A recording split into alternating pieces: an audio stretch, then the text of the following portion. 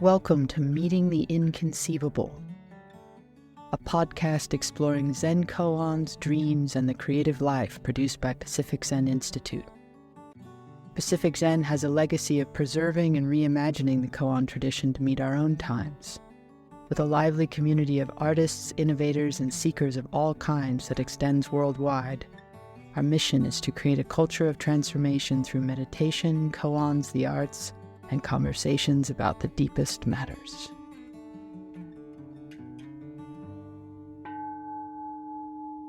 In this episode, Roshi John Tarrant offers a Dharma talk on a koan from the Blue Cliff Record, when a student asks Master Yunmen, Great Cloud Gate, "When the tree withers and the leaves fall, what's that?" And Yunmen answers, "The golden wind is revealing itself." Tarrant speaks of autumn as the philosophical season, when we're drawn into the deeper questions of our lives, including what remains when so much of who we think we are falls away.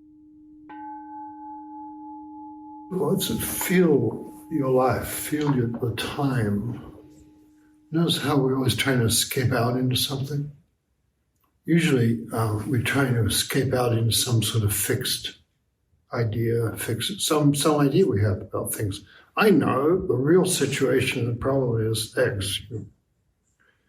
Yeah, and you know how the mind, it compares. The real problem is somebody didn't select me for something. The real problem is somebody else did something. The real problem is somebody doesn't invite me into their circle. The real problem is I wasn't recognized for my ability. I don't know. What's yours? You know? And it's just a feature of the mind. It's a great artist ceaselessly producing material. Yesterday I did the thing about I'm pecking. Will you peck? And the teacher said, I could do that, but will you be alive if I do? You know. But there's something tremendous poignancy in, hey, give us a hand here. You know, give us a peck. Peck, peck. Peck, peck, peck, peck, peck. And I want to lead into today's koan by just bridging. Somebody asked later, what happens when the student breaks out of the shell? From the point of view of the teacher, what's that? And the teacher said, good news. And from the point of view of the student, what's that? Revealing her face, revealing his face. And so there's that thing that we're in the life we are in. We have to let it have us in order to reveal our face, in order to find out, like, what's it like to be human, to have these legs and arms. And somebody came to great Yunmen and said, this is an aside, this is an irrelevant aside. Somebody came to great Yunmen and Yunmen said, well, where have you come from? Yunmen said, well, what are they teaching there? And the guy went like this, and Yunmen hit him. And the guy said, what? What did I do for that to deserve that? And Yunmen went like this. And the guy didn't say anything. Yunmen hated him again. So there's a certain formal elegance, about such matters. But anything will stand for the whole of it. Any piece of the universe has the whole universe in it. Any piece of awakening has a whole of awakening. Wow, so good to know that now. And so today I want to talk about something that comes up for me this time of year. Autumn comes up for everyone. And there's a lot about leaves falling off in the tradition because there's a lot about, it's a metaphor for, your thoughts, that your delusions really falling off. And you'll notice that if you sit around long enough, you won't be as mad about so many things, and you won't be things that you'll think are super important, you realize they're not, and stuff like that, right? And underneath, when that falls away, there's a tremendous joy appears. And anybody who's done a session has probably had a bit of a taste of that joy. But it's a profound thing, and it's worth noticing if it comes by. So Yunmen, somebody asked, great Yunmen, Cloudgate, one of the greatest masters of all time. When the tree withers and the leaves fall, what's happening? And the golden wind is an old phrase for autumn, And Yunmen said the golden wind is revealing itself, like the person's face, The golden wind is manifesting itself, is exposing itself. The whole universe, the body of the universe is being exposed. And there's an, you don't need to know this, but I'm going to tell you anyway. There's a Han Shannon, Cold Mountain, who was this kind of nutty poet who just went up the mountains and didn't want to become a bureaucrat, and closed the gate, never intending to open it again, and wrote, poems, famous poems. And but he said there's a tree older than the forest it stands in, which some of you have probably worked on as a koan, perhaps, And it's the same tree, really. It's so ancient that it stands for eternity. And it's kind of bare in a way. It's lost a lot of leaves and it's just exposed. And it's the shape of eternity. So Yunmen's referring to that. But he's also referring to autumn. The metaphor he's using is autumn. When the leaves are falling, and whatever autumn is for you. And usually, I was talking today with a friend about, and there's a certain sort of tenderness about autumn, and a slight sorrow mixed in sometimes, We're losing stuff. The first noble truth is very evident, And so Tony Hoagland, who was, I thought, a wonderful poet and a friend of us, and he said, autumn is the philosophical season. He never said anything with a straight face, so you take that into account. But it kind of is in a way where you get vistas, and you see, when you're in sitting up on the pass in Sonoma County, where we live, in autumn you see the bands of clouds separate, and the sky, there'll be turquoise and some strange red and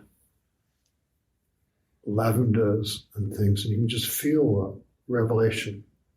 The body of the Dharma is revealing itself. And then you hear the big tractors going all night in the vineyards. It's also the body of the Dharma revealing itself. It's autumn. The big tractors with their big eyes are going. Some time ago, within my memory, people decided harvesting was best done at night because the grapes had a more predictable temperature. And I think it was just an annoying idea that the vineyard makers thought up, because I was thinking of annoying ideas. And I was thinking, God, now we're really not going to get any sleep. But anyway, it is sort of exciting in a way. You've got these big trucks going and the grapes are falling off, and sometimes the trucks go off the road and all the grapes disappear down a canyon. So it's a time of interest, autumn. And autumn is the time of interest. There's also the time, the eternal. We feel that quality of we might say becomes visible. And so there's a time for, I don't know, I like doing zazen, I like doing zazen anyway, but there's something nice about this autumn session, the harvest session. The spaciousness is very available to us. And I always, when I was first sitting, or at least first sitting in a temple, I read a lot about people who had tried the method and what had happened. I felt like I wasn't so much interested in the theories or things like that and what people had done, but like what did you do? If you worked with the koans, did you have? And pretty much that was about what I was interested in, a narrow but forceful field.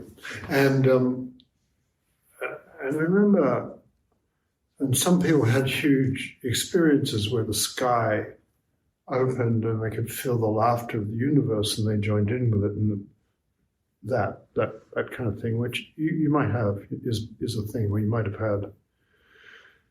But then other people, I remember one guy, a Japanese guy I think I read about, who he just went out in the middle of the night from session. He was sitting late after session, and he went after everybody gone to bed, and he went out and he was just leaning against a tree, and he realized not only was the tree his friend, but the tree was part of him and he was part of the tree. And so we could have that feeling that I'm not really so separate from the universe as I thought. And I think that's one of the profoundly important things about Zen. And one of my teachers, a Japanese person, he liked that. If he asked you one of those questions like, who are you? Or one of those sort of Zen-y questions. At least in my case, he liked it. He didn't, if I said, well, I'm sad, I'm happy, whatever. And yeah, so he said, I'm sad, I'm happy. And he liked the specific that belonged to you. And most Zen teachers do that. Who are you? And you start blathering about where you were born. It's like, please. So who are you? But he liked the tree, the sky, the mountain. And great Ma Zu, who's been in my mind a lot recently, said, mountain, then Dogen picked this up too later, but the mountains and the great earth, the mountains, the rivers, and the great earth, the sun, the moon, and the stars are not other than your own heart mind. Somebody asks you, what is your heart mind? You know a good answer. So I want to talk a bit about, I thought, well, this koan about the golden wind is very compelling to people. I'm not sure why, but young teachers always want to talk about on it and things like that.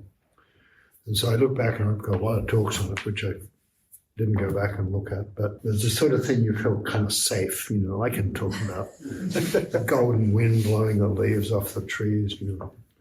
Most people can relate to that. And so I thought, well, I wonder why I like it. We have an apricot tree in the. It's kind of a friend. It's really interesting the way a tree can, just the way an animal, a dog can be, a tree can become a friend, and has opinions and things like that. And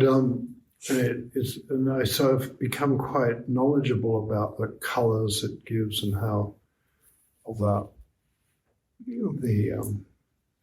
as it turns, as it yellows out, there's a sort of greeny thing called fallow yellow, according to the painter I live with.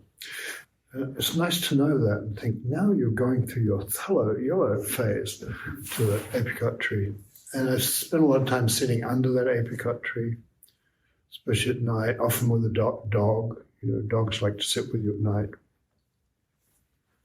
And so there's the intimacy of sitting, or I'm also associated to the intimacy of sitting for me. And the color, I was thinking about yellow. Yellow is one of those colors that appears in dreams, appears in my dreams, and so on. And it's one of the alchemical stages of color. Black, when you're thwarted and furious and angry and helpless and feel like you're being badly treated, and that's the dark matter, And sometimes it's really necessary to get there. You're really pissed off and the injustice of things, and you've been working so hard and nobody recognized you and stuff like that. The dark matter. And you can tell in Zen, sometimes you just have to go into that. So I wanted to talk about the dark a little bit. Really, I want to talk about yellow because it's where I want to get to, but you've got to start with the dark stuff, And you've got to go down before you can come up. And the great path of session, the vessel of session, takes care of that because it always gives you a demon day. And the demon day is usually day 2. Bingo. And so today people came in with, outrage and complaints and trepidation and self-doubt and all that stuff. And so there's a lot of things you can do about it. Don't worry, it will pass. Which is kind of true in a way. This too will pass. there's something more interesting. This too will be your friend.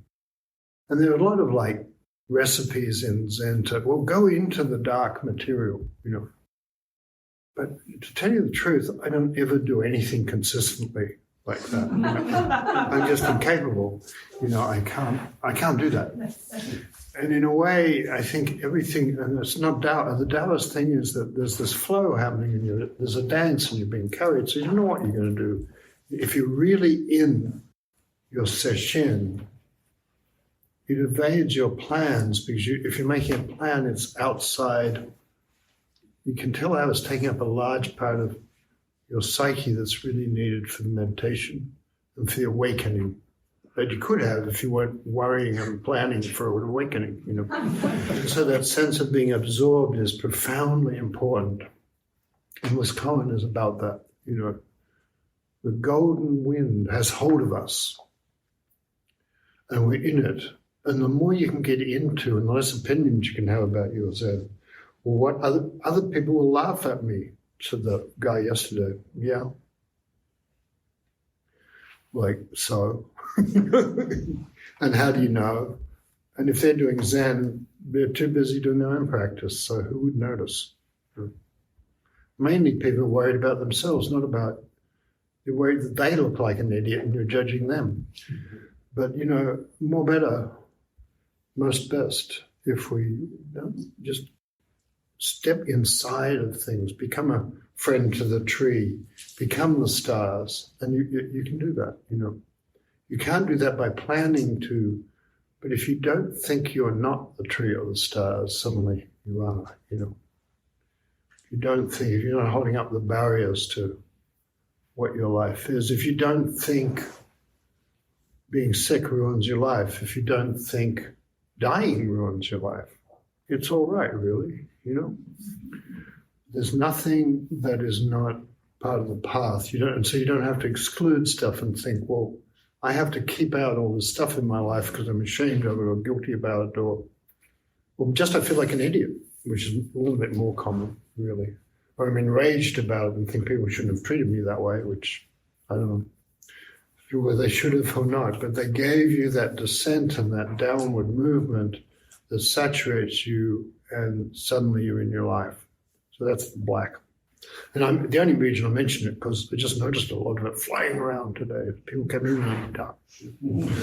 And people get possessed, there'll be arguments about coffee or something. Not coffee, there's something else. The liaisons will find something to argue about. This is not the perfect way to do it. So you know what I mean. Or you'll think, well, I know I'm supposed to be in the dojo, but I just really need for my sanity to go outside and listen to the birds and spend time, not meditate so much. There's something wrong and unhealthy about meditating so much. It's exhausting. Anyway, it's all demons, right? Demons all the way down. And I suppose the thing I'm saying is there's nothing really wrong with the demons either. You can't exclude the demons, but if you own them yourself, you're not projecting them on other people and blaming them for them. So in other words, if you do that work, you're not asking other people to do it for you. Do people get that? I don't think I'm getting that across, but next time. It's about as good I can do. Yeah, the secret, I wrote this thing about Buddha, the myth of the Buddha and so on. It's just in bed in the publishing house right now.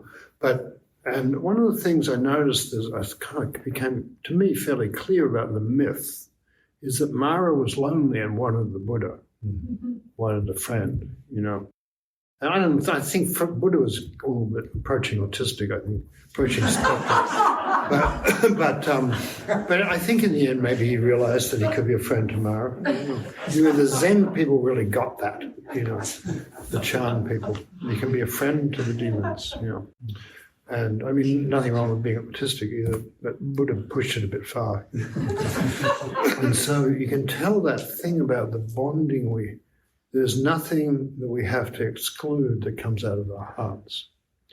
And so Matsu, this is why I'm really interested in Matsu. Yunmen got a lot from Matsu, And Matsu said this very heart-mind these very thoughts and feelings are Buddha. No, not these ones. I don't like these ones. I think the kind of nice ones that probably the head of practice is having. Or one of the nice teachers is smiling and having. Now, your thoughts and feelings, this very heart mind, which is an astonishing thing to think you do not have to divide yourself. Not to divide yourself is a marvelous thing, right? When somebody says, I've been very slow to learn this, and mainly I've learned it from women, but when somebody says, what are you feeling? I was just taught to lie. Which is fine, but then you can't be in the flow of your life when you're doing that. If I can't say, I'm sad, I'm happy, whatever it is, I'm pissed off, or I don't know what I'm feeling, but I don't like it, or whatever it is, then you can tell you can't be in life. So that's the thing about in Zen is that if you look closely, you'll see Guanyin is everywhere, like 1,000 arms on the altar. And in a lot of the koans, and riding a buffalo up there. And it's because of that element of we can bear who we are, we can bear what we're feeling, and we can bear what other people are feeling, and we can bear to love each other through that. I don't know if I'm making sense to people again, but I think I am. And so that there's a certain sort of gravitas and patience that about when the tree's withering or the leaves are stripping off, about that, so that you can actually really have the revelation, the manifestation of the Dharma. And so I wanted to, I don't know, this case, apart from being really beautiful, it's said that Buddha has no country. There's a koan that goes, if somebody asks, what if you sweep away the dust and meet the Buddha? In other words, what if all the leaves fall and the revelation has happened? You meet the Buddha. And the teacher said, something kind of, your practice doesn't stop there. You have to brandish your sword, otherwise you'll be, there's cutting off any delusions that come. And then the person decided to get a second opinion, which students tend to do, and went to another teacher who said, Buddha has no country. Where will you meet her? If you sweep away the dust and meet the Buddha. Buddha has no country. Where will you meet her? To know this is Dongshan, to know this and yet be able to not remain here, to be an example for beings, to inspire and lead them. Unify and teach them is called extending your hands. And you can tell that that's part of it, isn't it? We have to extend our hands. We have to help each other through the passages. I'm for that. But otherwise, the case 27 I found remarkably short of interesting things to talk about, apart from how its effect on me. But in a way, that's what a koan's for. You can't get a purchase on it except through your own awakening. And the poet pointed out the question is in the source. How is it when the tree withers and the leaves fall? The question reveals the response, The golden wind is revealing itself, manifesting itself. The body of form is revealing itself. And so the other thing I have a little bit of time here. What I want to do is I want to read a few poems that are either in some way, I think, related to this, most likely. Here, this is Adam Zagajewski, who died. Is another one of those great, amazing Polish poets. One of the mysteries of the universe, why are there so many great Polish poets? But, here we are. And this is one called Impossible Friendships. And I thought it's a bit like what happens, for example, with someone who no longer is, who exists only in yellowed letters. It's a very autumnal thing, isn't it? Or long walks beside a stream whose depths hold hidden porcelain cups. And the talks about philosophy with a timid student or the postman. A passerby with proud eyes whom you'll never know. An impossible friendship, A passerby with proud eyes whom you'll never know. Friendship with this world ever more perfect, if not for the salty smell of blood. The old man sipping coffee in Saint Lazare who reminds you of someone. Faces flashing by in local trains. The happy face of travellers headed perhaps for a splendid ball or a beheading. And friendship with yourself, since after all you do not know who you are. Possible friendship. So I thought, in a way that's what we do in Zen. So here's my apricot, one of my apricot poems, called Asking the Apricot Tree. At dawn, still awake, I asked the apricot tree, did you dream last night? I did. I dreamed leaves and the moon. I dreamed I flew. That's what the apricot tree said to my impossible friend said. Here's another yellow one. Golden, this is more summer, but you got to take what you can get in poetry. Golden orioles were eating the olive blossoms. It's kind of a nice thing, because you don't want to lose the olive blossoms, but you want to have the orioles. Golden orioles. Look, there's an oriole. It's eating the olive blossoms. But you just have to let the universe go ahead with that process, feel like it's nothing to do with you. Golden orioles were eating the olive blossoms. Now they are hiding in the yellow flowers. Hay bales are waiting at leisure in the field. The eye of the big tractor shines all night in the vineyard. The name thief came in the night, and we woke blinking and found that we were happy. That's my report. This is more like an impossible friendship again. The crane flies a long way to speak with the moon, returns to the lake's edge all night, sharing news with the other cranes. The leaves, the reeds listen and pass it on in the dark. That's the Dharma. That's how the Dharma gets passed on. The crane flies to the moon and gets it and comes back and tells the other cranes, and eventually, you hear it, they're flying, you'll hear them calling. Then you wake up. See, it's good to know how you get the Dharma. Yellow again. My friend died. I'm reaching out for yellow, for finches in my chest. My last high school friend that was. This is a great poet who's not terribly much known by poets, but called Paul Celan. And the translation is by Pierre Joyce. I think this poem was written in German, and it's called Corona. Autumn is eating a leaf from my hand. We are friends. We are picking time out of a nut. We teach it to run, and time rushes back to its shell. In the mirror, it's Sunday. In dreams, people sleep. The mouth tells the truth.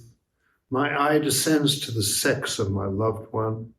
We gaze at each other. We whisper our darkness. We love one another like poppies and memory. We sleep like wine in a seashell, like the sea in the moon's bloody rays. Embracing, we stand by the window and people look out from the street. It's time that they knew. It's time that the stone grew accustomed to blooming. It's time that the stone grew accustomed to blooming. That unrest formed a heart. It's time, it was time, it is time. One of Rilke's often translated and famous. Autumn, the leaves are falling, falling from far up. As if orchids, falling from far up, as if orchards were dying high in space. Each leaf falls as if it were motioning, no. And tonight the heavy earth is falling away from all the other stars in the loneliness. And tonight the heavy earth is falling away from all the other stars in the loneliness. We're all falling. This hand here is falling. And look at the other one. It's in them all. And yet there's someone whose hands infinitely calm hold up this falling. It is a more probably better known Rilke autumn poem. Lord, it is time the summer was immense. Stretch out your shadow on the sundial's face. And on the meadows let the wind go loose. On the meadows let the wind go loose. Command the last fruits to be full in time. Grant them even 2 more southerly days. Press them toward fulfillment soon, and chase the last sweetness into the heavy wine. Whoever has no house now will build none.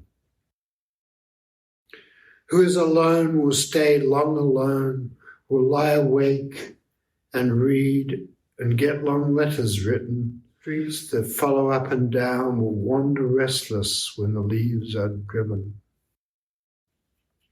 Who has no house now will build none. That was Felsteiner's translation.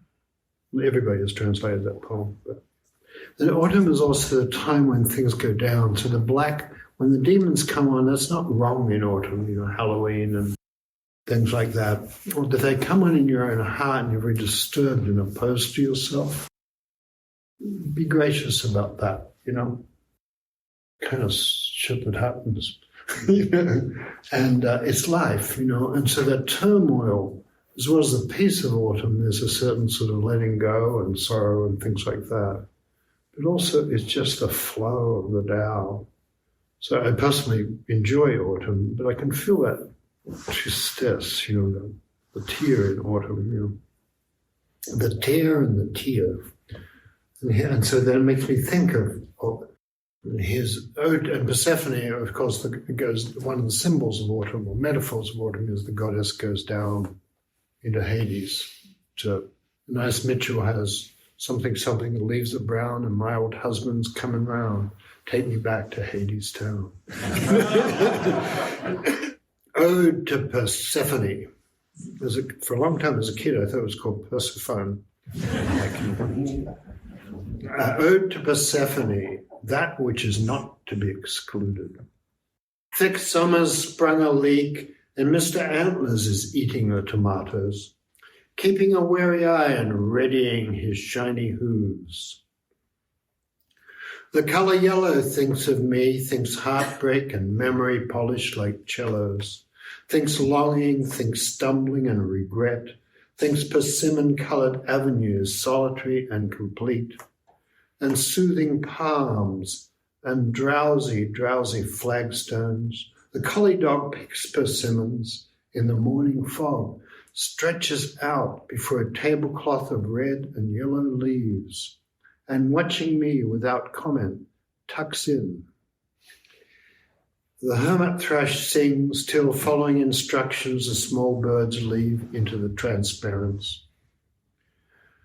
The blue is palest at the horizon, a cool wind full of voices rises as of the sea, and at night the owl.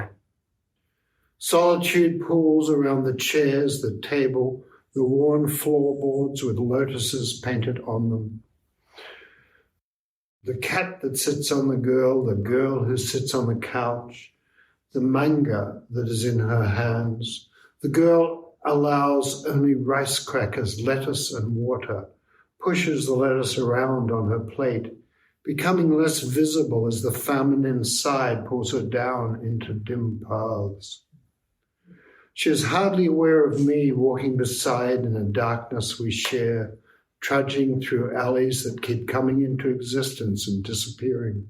Always we're at the edge of what we know, and always with surprise at how we were distracted and forgot what we were seeking. I wish that the spirit that has got that girl release her. Fervently I long for that. I long to walk quietly upward, murmuring together, taking in the green delight, blossoms and finches' eyes in the budding tree. The travelling eagles turn and turn among the haze of bare vines. The stag is still and shimmering. My heart descends as the leaves descend. There are secret gates and branching corridors. O Muse, keep open the paths of return for her, for me. That poem was about not excluding anything. And I'll give you one more, which is, and this was one, I started having these dreams. I was sick, and I asked to, I was meditating a lot, and I thought, well, I better talk to my sickness, And somebody I just didn't like at all appeared in my dream. I was about to tell him something rude in Australian. and then I realized, hang on, I asked to talk to this guy. And so I said, I want to talk to you. And then he appeared successively in more interesting and companionable forms. So the thing about Mara, the Lord of Death, and Buddha became kind of personal for me. And this is called Citrinitas, is an alchemical stage of yellow. It's a greeny yellow you see in the leaves is right now. The yellow mood in autumn. Are these leaves falling on my father's hands? It's the irrevocable season. Gods are coming and going in the side glance, but when I turn to look, branches and fog. A quick prayer to the newly sunk new moon and bright Jupiter, Mars very red tonight. Orion, the Pleiades, so relaxing to stroll through the ancient, narrow, cobbled streets. Unsortable autumn. Here I can rest without compare as never before. Step through the ogive arches, signifying solitary paths, loneliness, perhaps unlooked for help. Perhaps loneliness, perhaps unlooked for help. The mandala that holds us all. Sinking down, sinking into a pile of items still arriving. Leaf crinkled, rain softened, west wind delivered. Burnished, auburn, russet, rust and brown, west wind delivered, burnished, autumn, russet, rust and brown. Some things are falling apart like an old felt hat. They have the taste of an old felt hat. I too am falling and happy with that. And now the sea fog off the Farallones. At the edge of the pines my father strolls. I wish I'd known you more, he says. I dream he stands beside the Lord of Death, admiring the old black luxury car. The car that receives so many, polished and gleaming on the outside. Inside there is a hazy infinity of seating. The Lord of Death's assistant offers me a lift in his lesser car, as if to a party. I thank him and decline. I have a deep unspoken feeling, though, for the spaces between things, something found in Sanskrit words, practicing deep prajna paramita. Patches of amber dream and the taste of the last apples, olives harvested and persimmons to come, infinite transformation of yellow and green. Life after life I have come here, through whatever gates open by themselves, glimpsing again that great Lord, so well dressed. In my dreams, the Lord of Death is extremely well dressed. It makes me lift my game. Glimpsing again that great Lord, so well dressed. Tonight in winter coats with the collars turned up, companionably we stand beside, we watch the season. We stand beside, we watch the season turn. There's that. And there's just one more, which is from great Louise Gluck. And I may have read this on Sunday, I think, but it's already Thursday, so there you go. Crossroads, Louise Gluck. My body, now that we will not be traveling together much longer, I begin to feel a new tenderness toward you. Very raw and unfamiliar, like what I remember of love when I was young. Love that was so often foolish in its objectives, but never in its choices, its intensities. It's never in its choices, its intensities too much demanded in advance, too much that could not be promised. My soul has been so fearful, so violent, Forgive its brutality. As though it were that soul, my hand moves over you cautiously, not wishing to give offense, but eager finally to achieve expression as substance.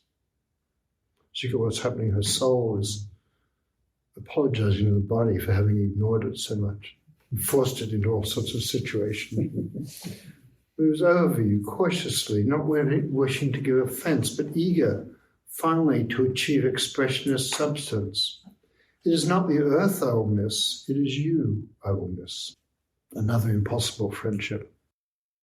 So I think, what do I want to say here? It's, what am I saying here? When the tree withers and the leaves fall.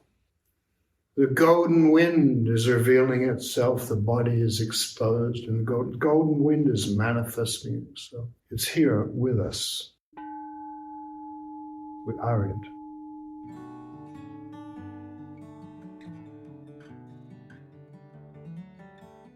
To support these episodes or learn more about upcoming programs and retreats at Pacific Zen Institute, visit us at pacificzen.org. You'll find details on John Tarrant's Sunday talks, our Open Temple morning meditation, and our Zen Luminary series featuring intimate conversations with scholars, poets, and teachers of koan Zen. Thanks for listening.